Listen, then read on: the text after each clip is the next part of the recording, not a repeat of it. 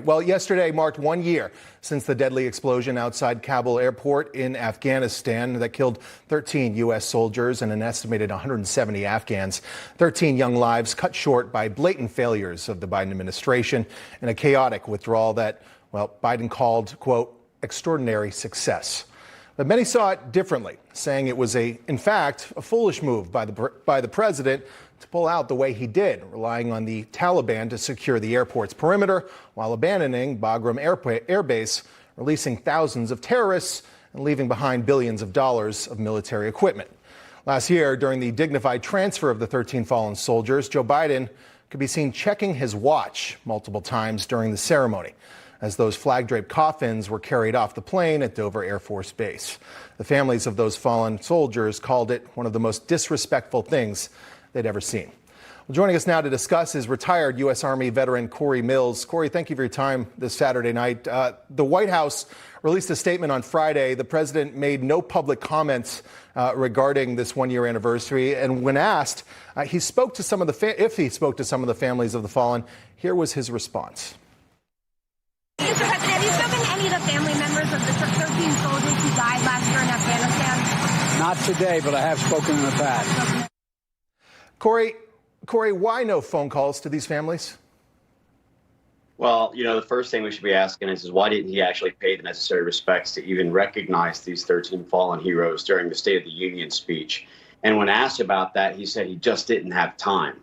These are the types of disrespectful things that needs to be dealt with. And I can tell you, as someone who has spent time in Afghanistan, as someone who was a member of a team who actually conducted the first overland rescue of Americans out of Afghanistan after the botched withdrawal, I can tell you that once entering Congress, that this is not over for us, and we will launch a full investigation into Secretary Blinken, Secretary Lloyd, Joe Biden, as well as for other members of this botched withdrawal as to where the accountability must lie.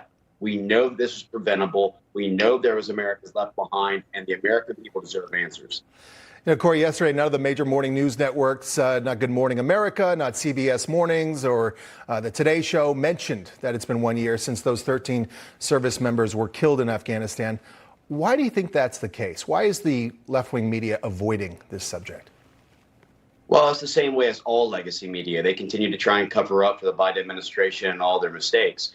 But I can tell you that once we take back the House and once we actually get a Republican-led House majority, we will be looking into all of these issues as well as for many others. They can't just simply brush these under the rug and say, well, we have no accountability. We must not provide transparency. This is the whole problem of why we got this two-tiered justice system that exists today where political elitists and celebrities can act with impunity, but the average American will get tossed under the rug.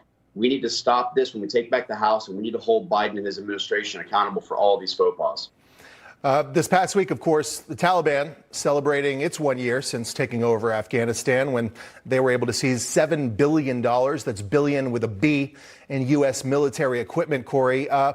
What are the chances some of that equipment will come back to bite us someday as Americans?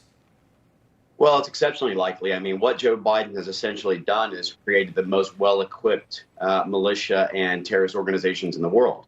You look at the fact that this isn't just the Taliban that's in Afghanistan right now. You also have ISIS Khorasan. You also have the Haqqani network. These are well-known terrorist organizations who still have a bone to pick and want to attack America. And then you couple that with the fact that we have open borders where we know that multiple terrorists who are on FBI terrorist watch lists have been caught. Over 23 nations have come through our borders. Millions of people are continuing to stream across, and Joe Biden has done nothing to try and prevent from a future 9/11. U.S. Army veteran Cory Mills, thank you for your time and for your service. Appreciate your time. Thank you. Thank you.